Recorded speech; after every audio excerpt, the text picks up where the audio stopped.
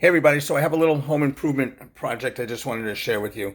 Got new windows put in last year, and I thought that would cure a little problem that I had. The window trim, the windowsill, it's a little, you can feel it's a little moist and the paint's coming up over there.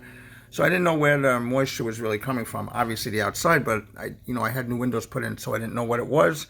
So I learned it's that my bricks outside have little gaps in them and have to be pointed. So let me go around the house quickly and show you what I did, and maybe you could do the same or might need this done in your home as well. Okay, I did it wrong at first. I'll show you what it is. This is outside that window, and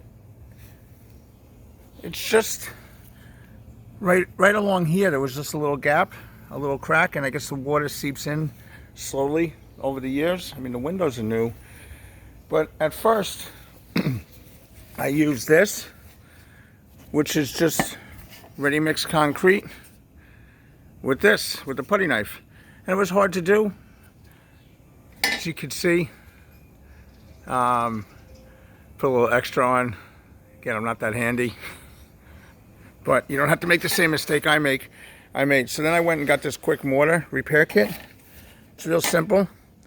You just squeeze it on, you cut the top, cut it about 3/4, cut it at an angle, and then you can do it. I did it on this window too, and as you can see here, it came out a lot neater with that, and I got every crack filled in.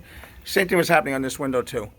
So just a suggestion, if it's just a little thing like that, instead of getting this jar with this kind of putty knife, a little stuff like this in a tube. These tubes cost $3.99. That's it. I got an extra one. If you guys have any tips on how to do this as well, or any comments on this, let me know. My name is Dean, and you can just write me back here when you're seeing this video. Thanks a lot.